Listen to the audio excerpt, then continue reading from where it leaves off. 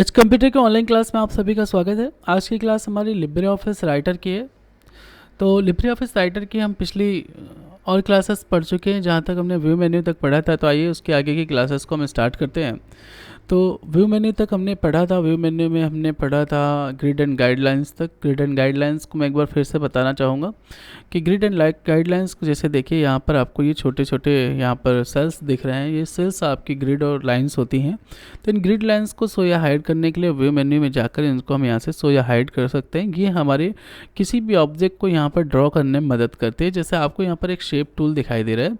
यह shape tool जब यहाँ पर हम लाते हैं, जैसे ये शेप टूल है, मैं इसको इस तरीके से ड्रॉ करता हूँ, तो विद द हेल्प ऑफ इसके थ्रू हम ग्रिड और गाइडलाइंस के थ्रू यहाँ पर डिसाइड कर सकते हैं कि मुझे ऑब्जेक्ट को कहाँ पर रखना है, कितने ऊपर कितने नीचे रखना है। जैसे ये लाइंस मुझे अलाइनमेंट मिलाकर अगला शेप यहाँ पर मैं ड्रॉ कर सकता हूँ।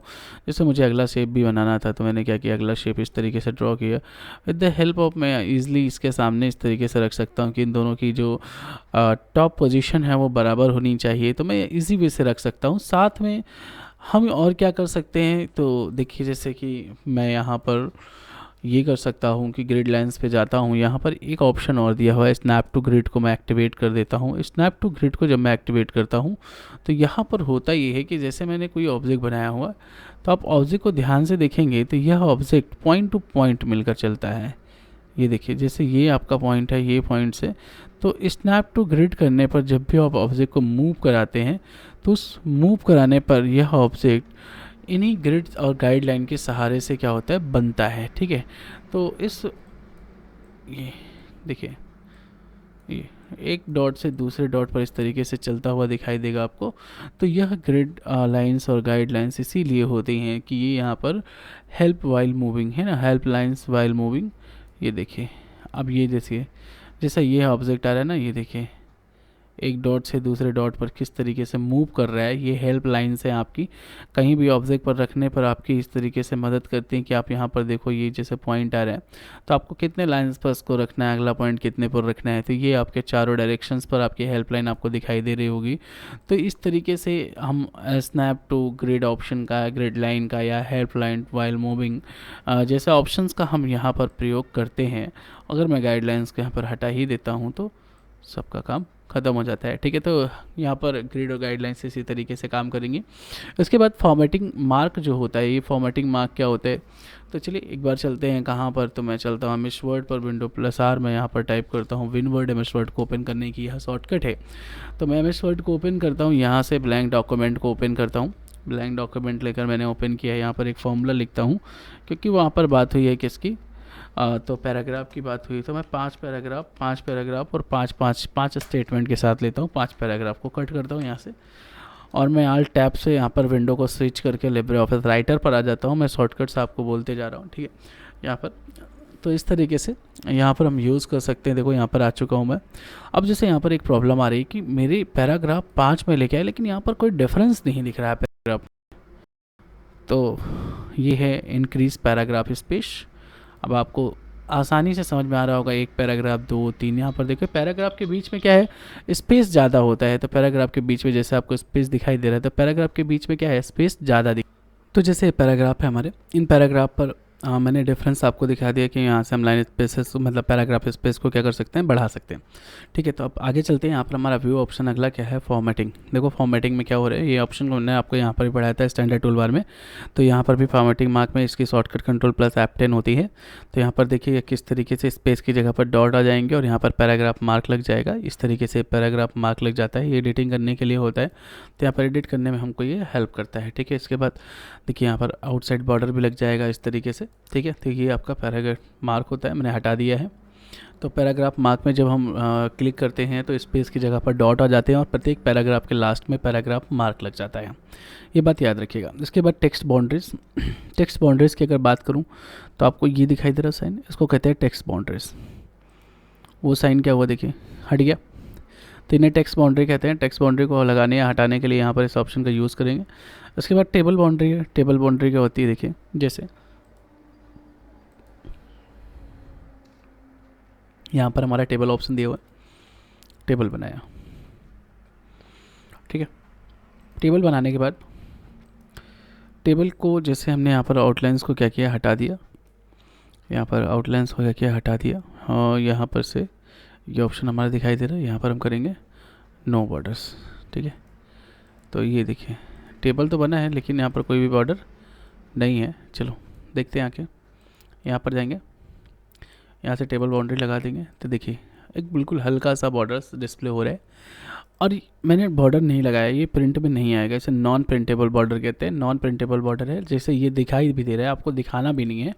तो आप यहाँ पर देखिए, यहाँ पे दिखाई हुआ टेबल बाउंड्रीज, टेबल बाउंड्री पे क्लिक करेंगे तो ये हट जाएगा, लेकिन टेबल बना हुआ है। टेबल कैसे बना हुआ है, देखिए मैंने सेलेक्ट किया, सेलेक्ट हो गया, यहाँ पर आके मैंने लगा दिया क्या, ऑल बॉर्डर्स। यहाँ पर देखिए ये ऑप्शन हमारा ऑल बॉर्डर का, तो देखिए यहाँ पे बॉर्डर बना हुआ था लेकिन दिखाई नहीं दे रहा था। रीज़न क्या था, तो मैंने बता दिया, टेबल बाउंड्रीज़ को लगाने के हटाने के बाद सेक्शन बाउंड्रीज़ क्या होती है, तो इसके लिए हमको पहले इनसाइड में सेक्शन ब्रेक को पढ़ना पड़ेगा। ब्रेक में हमको जाके मोर ब्रेक्स में यहाँ पर देखिए कहीं पर एक सेक्शन ब्रेक होगा, तो सेक्शन ब्रेक को पढ़ेंगे तो हमें यहाँ पर समझ में आएगा।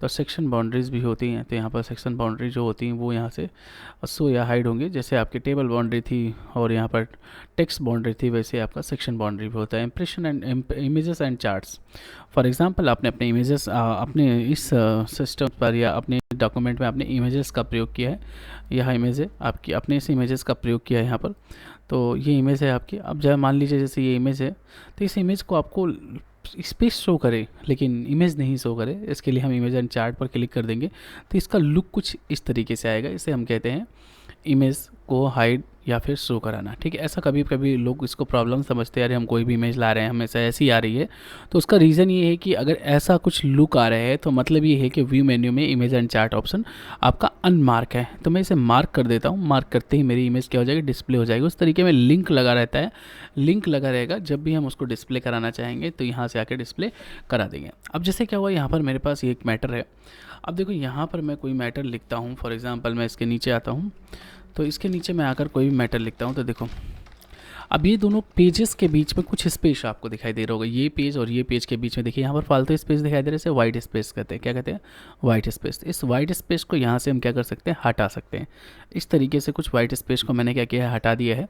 तो वाइट स्पेस को यहाँ से लगाने और हटाने के लिए हम इसका वाइट स्पेस का प्रयोग करेंगे। अच्छा, ये काम हम यहाँ पर डबल क्लिक करके भी कर सकते हैं डायरेक्टली, और फिर डबल क्लिक करके ला सकते हैं, डबल क्लिक करके हटा सकते हैं, या फिर यहाँ से हम इस वाइट स्पेस को लगाने या हटाने के लिए काम कर सकते हैं। ठीक है, तो इस तरीके से ये ऑप्शंस आपके काम करेंगे। इसके बाद ट्रैक चेंज ऑप्शंस को हमने आपको जैसे लास्ट क्लास में यहाँ पर छोड़ा हुआ है, तो इस ट्रैक चेंज ऑप्शन को और कमेंट के ऑप्शंस को, रिसॉल्व कमेंट के ऑप्शंस को हम लोग पढ़ेंगे, लेकिन ये ऑप्शंस अभी तक पूरे नहीं हुए, इसलिए हम ये ऑप्शंस आगे और जाकर अभी कुछ ऑप्शंस और इनके मिलेंगे। तो इसके लिए हम आप लोग पर्टिकुलर क्लास पे एक साथ इनको ख़त्म कर लेंगे, क्योंकि अभी मैं थोड़ा थोड़ा इधर उधर जाके पढ़ाऊँगा अलग अलग मेन्यू में, तो आपको समझ में नहीं आएगा। ठीक है ना, तो इस तरीके से हम क्या करते हैं, इनको अभी कुछ समय के लिए होल्ड रखते हैं। ठीक है, बाकी पढ़ेंगे एक एक ऑप्शन, ऐसा कोई भी ऑप्शन नहीं होगा जो छूट जाए। ठीक है, ऐसा कुछ भी नहीं होने वाला, आपको सारे एक एक ऑप्शंस पढ़ाऊंगा, यहाँ पर आप टेंशन नहीं लीजिए इस चीज़ की। तो यहाँ पर देखिए, इसके बाद हमारा फील्ड शेडिंग है, फील्ड नेम्स है और फील्ड हिडन पैराग्राफ्स है। इनको छोड़ के यहाँ पर आते हैं साइड बार, इसको कहते हैं साइड बार। ठीक है, तो यहाँ पर देखिए साइड बार का ऑप्शन है। साइड बार को यहाँ पर देखिए स्टाइल, अब स्टाइल यहाँ पर अगर आपको साइड बार से शो करानी है, स्टाइल है, ये क्या है आपका गैलरी है, तो गैलरी में देखो आपको यहाँ पर बहुत सारे ऑप्शंस मिल जाएंगे। यहाँ पर देखो, है ना, ये बहुत सारे ऑप्शंस हैं यहाँ पर। तो इन ऑप्शंस को यदि आपको यूज़ करना है, यहाँ पर यूज़ करना है, देखो यहाँ पर आइकन से, ये देखो कोई भी आइकन यहाँ पर यूज़ करना है, जैसे ये आइकन है, आप इस तरीके से ड्रैग एंड ड्रॉप करो, चाहे जहाँ रखो इसको, ये देखो यूज़ कर सकते हो। या फिर आपको वॉल बनानी है, ये देखो ये वॉल है और इस वॉल में और भी वॉल जोड़नी है। ठीक है, तो ये देखो जोड़ सकते हो आप, है ना, इस तरीके से आप काम कर सकते हो ये। ठीक है, ये बात समझ में आई। ओके, तो इस तरीके से आप इसका यूज़ कर सकते हो। ओके, तो यहाँ पर जो भी आइकन्स आपको इंसर्ट करने, जैसे ये देखिए, इसको कहते हैं आपकी, ये टोपोलॉजी होती है, टोपोलॉजी का साइन है, बस टोपोलॉजी, इसको स्टार टोपोलॉजी कहते हैं। तो इस तरीके से टोपोलॉजीज़ के भी आपके साइन दिए हुए हैं। ठीक है, यहाँ पर बहुत सारे ऑप्शंस हैं, बहुत ज़्यादा हैं ये। ठीक है, तो यहाँ पर यूज़ कर सकते हो। इसके बाद ये आपका नेविगेटर है, जिसमें टेबल हेडिंग्स या जो भी आपने यहाँ पर बनाई हुई है वो सब यहाँ पर आपको दिखाई दे जाएंगे। जैसे आपने एक इमेज भी पेस्ट की, तो ये देखो ये इमेज दिखा रहा है। आपने एक टेबल बनाई, ये टेबल है आपका, है ना, फिर उसके बाद आपने जो भी कंटेंट यहाँ पे यूज़ किए वो सब कंटेंट आपको दिखाई दे जाएंगे। तो इसे साइड बार कहते हैं। साइड बार में कौन कौन से ऑप्शन है, तो स्टाइल है, गैलरी है, नेविगेटर है। नेविगेटर में आपको सारी चीज़ें दिख जाती हैं। फिर डेटा सोर्स है। डेटा सोर्स में क्या हुआ कि अगर आपने कोई भी डेटा यहाँ पर बनाया हुआ है तो वह डेटा आपको यहाँ पर दिख जाएगा। ठीक है, ये डेटा सोर्स होता है। डेटा सोर्स पर आपको वो ऑप्शन सभी दिख जाते हैं यदि आपने यहाँ पर बनाया हुआ है तो। डेटा सोर्स को यहीं से हम मतलब कि हाइड भी कर सकते हैं। यहीं से मैंने क्लिक किया, वापस से हाइड हो गया डेटा सोर्स यहाँ पर। इसके बाद फुल स्क्रीन है, कंट्रोल शिफ्ट जे। फुल स्क्रीन की शॉर्टकट बहुत पूछी जाती है, याद रखना। एग्जिट फुल स्क्रीन करेंगे तो यहाँ से फिर से क्या हो जाएंगे, यहाँ से आउट हो जाएंगे। अच्छा, फुल स्क्रीन करने पर हमें क्या क्या चीज़ें दिख रही हैं, क्या क्या चीज़ें नहीं दिख रही हैं। तो देखो, फुल स्क्रीन करने पर सारे मेन्यू हाइड हो जाते हैं, क्वेश्चन नंबर 1। ठीक है, आंसर है इसका। उसके बाद फुल मेन्यू करने पर हमें रूलर्स दिखाई देते हैं और हमें स्क्रॉल बार दिखाई देती है। ठीक है, तो ये बात याद रखना, मेन्यूज़ हाइड हो जाते हैं, टूल बार्स हाइड हो जाती हैं। ये बहुत इंपॉर्टेंट है कि टूल बार्स मेन्यूज़ क्या हो जाते हैं, हाइड हो जाते हैं। एग्जिट फुल स्क्रीन करने के लिए स्कैप ऑप्शन का यूज़ करते हैं, इसका एक बटन का यूज़ करते हैं। तो ये बात याद रखना। इसके बाद जूम है। जूम पर देखिए, यहाँ पर जूम से क्वेश्चन बनता है कि हम मिनिमम जूम कितना कर सकते हैं। तो देखो यहाँ पर हमारा मिनिमम जूम कितना जा रहा है यहाँ पर, अब ये इससे कम नहीं हो रहा है। तो मतलब ये है कि 20% मिनिमम जूम होता है। अगर इसके मैक्सिमम की बात करें तो मैं तो अभी करते जा रहा हूँ, देखो कितना है, 600। तो 20 से 600 ये किसका है, राइटर की जूम रेंज है। यहाँ पर एक क्वेश्चन बहुत पूछता है, राइटर की जूम रेंज है या जूम कितने से कितने तक जूम कर सकते हैं, मिनिमम या मैक्सिमम। तो मैंने बता दिया कि क्या आप यहाँ पर रेंज जूम करोगे 6 से लेकर 20 से लेकर 600 तक, 600% तक आप इसे जूम कर सकते हैं। तो ये जूम रेंज हो गई इसकी। इसके बाद यहाँ पर ये ऑप्शंस ख़त्म होते हैं। यहाँ पर आप देखो, स्टाइल्स में आके स्टाइल बना लोगे, स्टाइल ऑप्शन आपका यहाँ है ना। तो स्टाइल अभी यहाँ पर पूरा मिलने वाला है, इसलिए हम स्टाइल ऑप्शन को वहाँ पर मैं बहुत ज़्यादा डिटेल नहीं कर रहा हूँ, क्योंकि स्टाइल का पूरा ऑप्शन आने वाला है। गैलरी है, अभी हमको यहाँ पर गैलरी भी मिल जाएगी। ठीक है ना, यहाँ पर ओएलई ऑब्जेक्ट है, ओएलई ऑब्जेक्ट के अंदर आपको ये सब ऑब्जेक्ट्स अभी फिर से मिल जाएंगे, देखिए गैलरी वगैरह। तो भी मैं इसलिए वहाँ पर नहीं बता रहा हूँ, ये सिर्फ साइड बार है। क्या है, साइड बार, ये याद रखना, इसको साइड बार कहते हैं। साइड बार पे कौन कौन से यहाँ पर ऑप्शंस हैं ये देख लो। इसकी शॉर्टकट क्या है, जैसे साइड बार कंट्रोल F5 पे, कंट्रोल F5 से साइड बार को लाया या हटाया जा सकता है। मैं फिर से कंट्रोल F5 प्रेस करता हूँ, साइड बार आ जाएगी। इस तरीके से साइड बार को लाया या हटाया जा सकता है। F11 से स्टाइल आती है, गैलरीज में कोई शॉर्टकट यहाँ पे नहीं, नेविगेटर में F5 है। Data source control shift F4 इसकी शॉर्टकट होती है। Full screen control shift J, full screen की शॉर्टकट याद रखना पूछी जाती है। रेंज पूछा जाता है कि इसका रेंज क्या होगा। ठीक है, इसके बाद मैं अब यहाँ पर आता हूँ। तो यहाँ पर देखो, सबसे पहला ऑप्शन व्यू में कि यहाँ तक के ऑप्शंस को हम समझ चुके हैं ना। तो यहाँ तक के ऑप्शंस को हमने समझा है अभी तक में। ठीक है, तो अब मैं इंसर्ट की बात करूँगा। मैं सोच रहा हूँ पहले इंसर्ट ना पढ़ के हम पहले क्या पढ़ेंगे, फॉर्मेट मेन्यू पढ़ लेते हैं। फॉर्मेट मेन्यू किस लिए पढ़ लेते हैं, क्योंकि फॉर्मेट मेन्यू पढ़ने के बाद फिर इंसर्ट मेन्यू पढ़ेंगे तो यहाँ के जितने भी ऑप्शंस पीछे हमने छोड़े हैं वो सारे ऑप्शंस क्या हो जाएंगे, यहीं से कवर हो जाते हैं। तो इंसर्ट को थोड़ी देर के लिए रोक देते हैं। फॉर्मेट मेन्यू में कुछ भी नहीं है, ज़्यादातर ऑप्शंस मैंने आपको पढ़ाया हुआ है। ये देखो यहाँ पर जो भी ऑप्शन, बोल्ड, इटैलिक, अंडरलाइन, सब स्क्रिप्ट, सुपर स्क्रिप्ट है ना, ये सब ऑप्शंस पढ़े, यही सब ऑप्शंस आपके फॉर्मेटिंग में होते हैं। फॉर्मेट मेन्यू से हम फॉर्मेटिंग का काम करते हैं। फॉर्मेटिंग क्या होती है, किसी भी मैटर में फ़ॉन्ट साइज़ की सेटिंग करना, फ़ॉन्ट कलर की, फ़ॉन्ट स्टाइल की, अलाइनमेंट की सेटिंग करना, यह सब फॉर्मेटिंग के अंतर्गत आता है। तो फॉर्मेट मेन्यू में जितने भी ऑप्शंस हमें मिलेंगे वह फॉर्मेटिंग से रिलेटेड मिलेंगे, यानी पेज पर फॉर्मेटिंग करने से रिलेटेड ऑप्शंस आपको यहाँ पर मिलेंगे। तो आइए कुछ ऑप्शन की शुरुआत अभी कर देता हूँ, ताकि फिर नेक्स्ट क्लास में हम इसको फिर से पढ़ के इसको ख़त्म करेंगे। ठीक है, तो ऐसा करते हैं कि फॉर्मेट मेन्यू में आइए आज ख़त्म ही कर देते हैं फॉर्मेट मेन्यू को। अगले ऑप्शंस को अगली क्लास में एक एक मेन्यू करके पढ़ते रहेंगे। ठीक है, तो यहाँ पर शुरुआत करते हैं। देखिए, जैसे फॉर्मेट मेन्यू हमारा है, तो मैं इसको डिलीट कर देता हूँ। पहले टेबल इसको सब हटा देते हैं, क्योंकि हम फॉर्मेट मेन्यू पढ़ने जा रहे हैं। तो फॉर्मेट में फॉर्मेटिंग से रिलेटेड ऑप्शंस होंगे, जैसे कि मैंने आपसे बात की थी। तो यह भी मैं सब हटा देता हूँ। मैं सिर्फ अपने पैराग्राफ को रखता हूँ, जितने पैराग्राफ मैं यहाँ से लेके आया था। ठीक है, ये मेरे पैराग्राफ है जो कि यहाँ पर दिखाई दे रहे हैं आपको।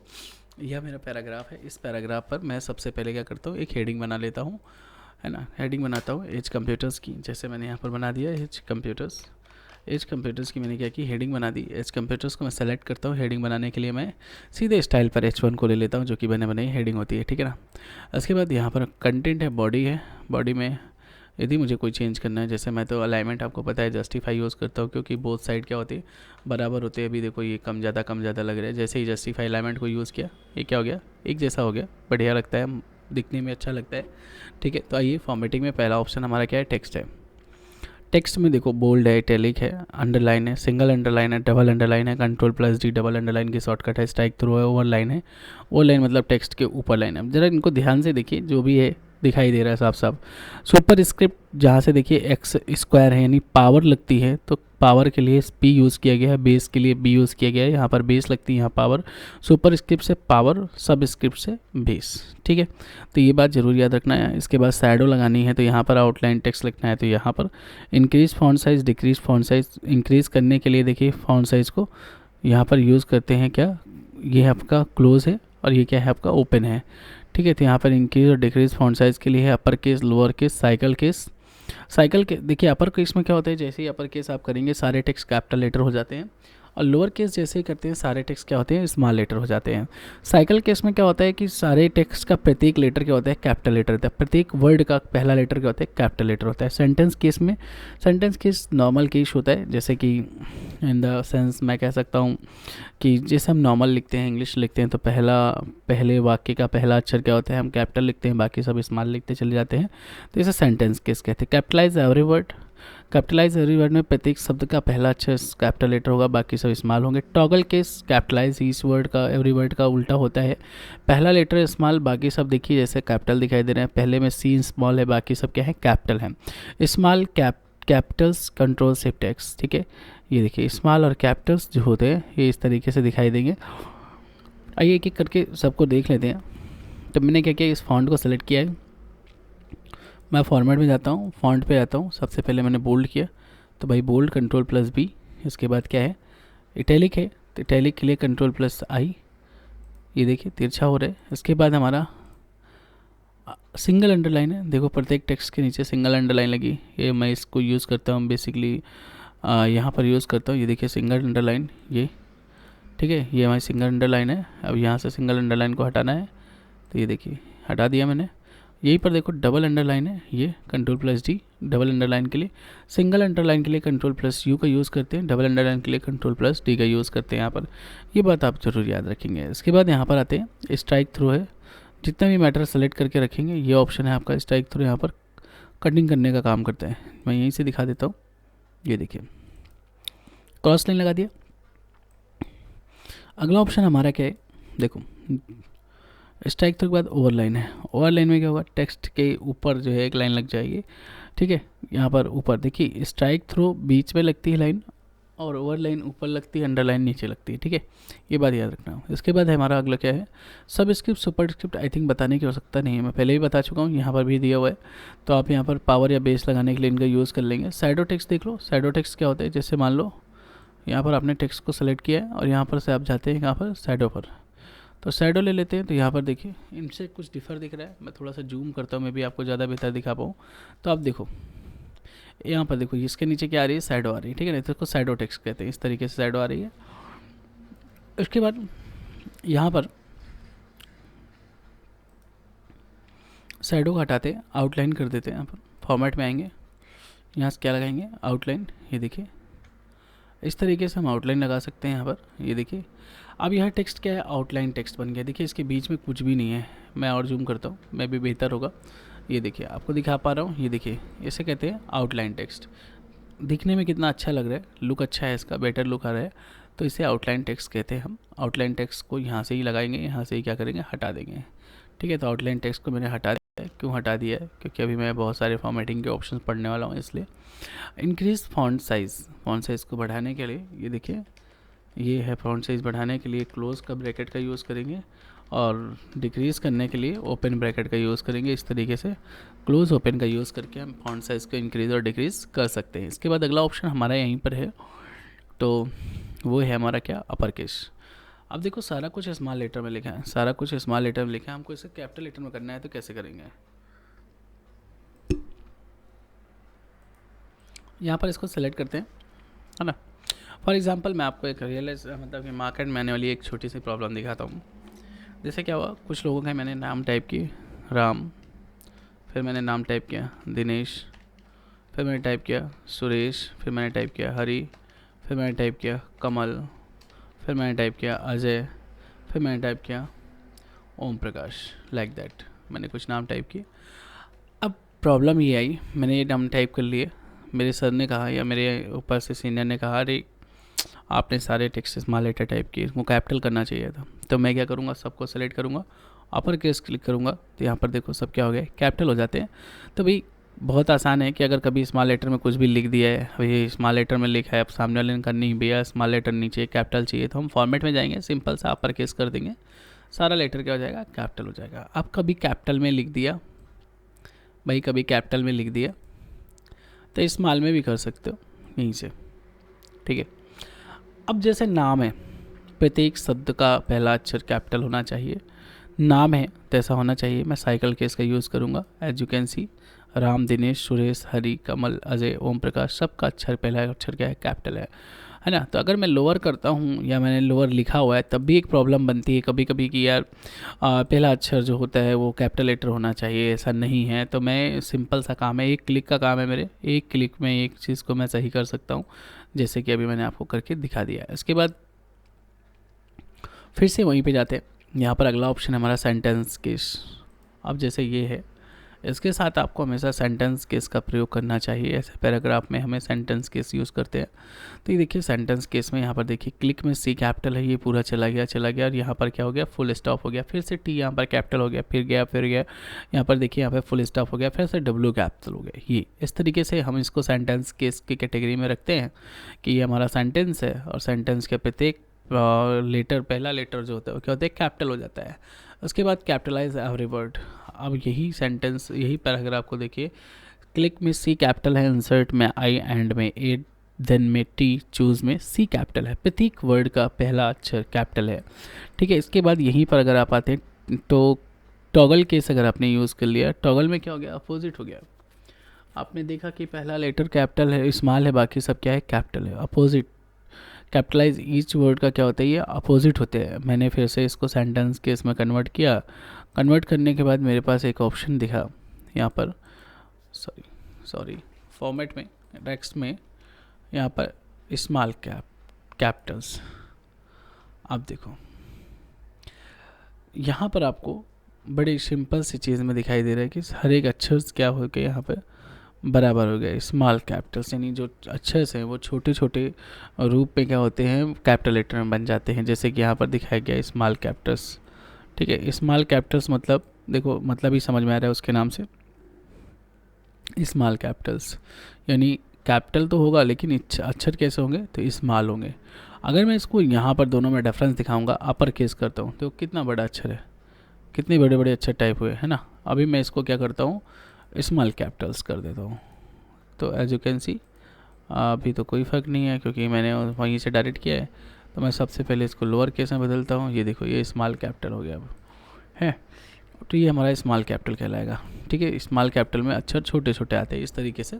तो इस तरीके से हम फॉर्मेट में टेक्स्ट ऑप्शन का यूज़ करते हैं। टेक्स्ट ऑप्शन की शॉर्टकट बहुत ज़्यादा पूछी जाती हैं और सबसे ज़्यादा पूछी जाती है कौन सा ऑप्शन टूल बार पे है, कौन सा ऑप्शन टूल बार पे नहीं है। जैसे कि फॉर्मेटिंग टूल बार में कौन कौन से ऑप्शन आते हैं वो ज़रूर याद रखिए। सबसे ज़्यादा वहीं से क्वेश्चन बनते हैं कि फॉर्मेटिंग टूल बार में ये ऑप्शन है कि नहीं है, स्टैंडर्ड टूल बार में ये ऑप्शन है या नहीं है, या ये ऑप्शन किस टूल बार में पाया जाता है, या इस ऑप्शन की शॉर्टकट क्या होती है। तो भाई फॉर्मेट में जो टेक्स्ट ऑप्शन दिया है उसके अंदर जितने भी ऑप्शन आते हैं ना, सबकी शॉर्टकट्स आप रट डालो, ठीक है। इनको रट लो, ये बहुत ज़्यादा इंपॉर्टेंट शॉर्टकट्स हैं। और वैसे भी ये शॉर्टकट ऐसे शॉर्टकट है जिनको हम डेली बेस पर यूज़ करते हैं। तो इनको रटने में क्या जाता है, अगर हम इनको यूज़ करते हैं, हम बराबर यूज़ करेंगे तो ये वैसे भी हमें याद हो जाएंगे। तो ये इंपॉर्टेंट शॉर्टकट्स होते हैं ट्रिपल सी या ओ लेवल एग्जाम्स के लिए। तो याद रखिएगा फॉर्मेटिंग की शॉर्टकट्स सबसे ज़्यादा इंपॉर्टेंट होती है और सबसे ज़्यादा यूज़ की जाने वाली शॉर्टकट्स होती हैं। तो इस तरीके से ये हमारी जो है यहाँ तक के ऑप्शन को ख़त्म किया है। अगली बार हम नेक्स्ट वीडियो में, बहुत ज़्यादा वीडियो लंबा नहीं करना चाहता हूँ इसलिए मैं यहीं पर रोकता हूँ क्लास को। आगे इस फॉर्मेट मेन्यू को ख़त्म करेंगे, एक बार में पूरा मेन्यू ख़त्म करेंगे। अब एक एक मेन्यू वन डे में पढ़ के इसको ख़त्म करेंगे। 2 से 3 क्लास, 4 क्लास में ये हम पूरा 4 से 5 क्लास में पूरा ये हम राइटर को ख़त्म कर देंगे। यानी राइटर 10 से 11 क्लास का होगा। 10 से 11 क्लास में हमारी राइटर पूरी क्या हो जाएगी, ख़त्म हो जाएगी। उसके बाद फिर हम इम्प्रेस को चला देंगे और लिब्रे ऑफिस इम्प्रेस को चलाते हैं या फिर कल को चलाते हैं।